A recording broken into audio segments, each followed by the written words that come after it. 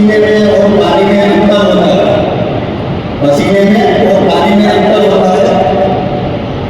नीलम में और पत्थर में अंतर होता है। वे आज तीसरी पंक्ति आवे છે ખાસ સાંભળો। सांस लेने में और जिंदा जीने में फर्क पड़ता है। तो आपकी पासेથી પૂરતો રિસ્પોન્સ મળે એવી અપેક્ષા સાથે ભારત માતા કી એવા કચ્છ જિલ્લા પંચાયતના પ્રમુખ શ્રી જનકસિંહ જાડેજાજી, આપણા જ વિસ્તારના ધારાસભ્ય શ્રી પ્રતિમનસિંહ જાડેજાજી, બેન શ્રી ધારાસભ્ય શ્રી માલતીબેન મહેશ્વરી, આપણે જે પ્રાંગણમાં બેઠા છે એ યુનિવર્સિટીના કુલપતિ શ્રી મોહનભાઈ પટેલ સાહેબ, અને જેના થકી આ કાર્યક્રમ આપણે સૌ એમાં ઉપસ્થિત છે સામાજિક વન વિભાગ દ્વારા આયોજિત આ કાર્યક્રમના આયોજકો ડૉક્ટર જે.આર. પટેલ, એચ.એ. ઠક્કર અને એન.બી. ચૌધરી, અને આપ સૌ કચ્છની લોકપ્રિય અને પર્યાવરણ પ્રેમી જનતા અને ઉપસ્થિત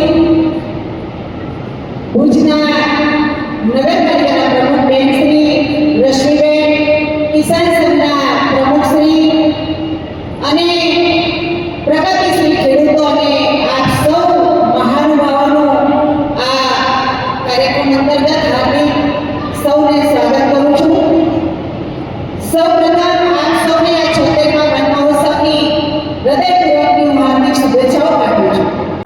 કચ્છ જિલ્લાની અંદર ભુજ મધ્યે શ્યામજી કૃષ્ણ વર્મા યુનિવર્સિટીના પ્રાંગણમાં 76મા વન મહોત્સવનું આયોજન કરવામાં આવ્યું હતું।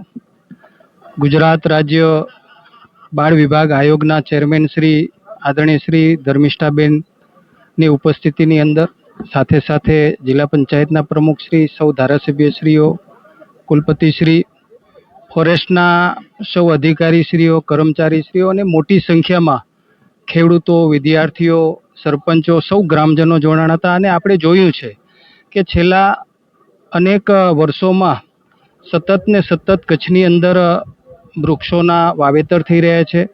આપણા દેશના વડાપ્રધાન શ્રી નરેન્દ્ર મોદી સાહેબ જેણે એક સંદેશ આપ્યો છે કે એક પેડ માં કે નામ, અને જ્યારે એ રાજ્યના મુખ્યમંત્રી હતા ત્યારે પણ આ પ્રકારના કાર્યક્રમો થતા હતા અને લોકોની અંદર એક જાગૃતતા આવતી હતી।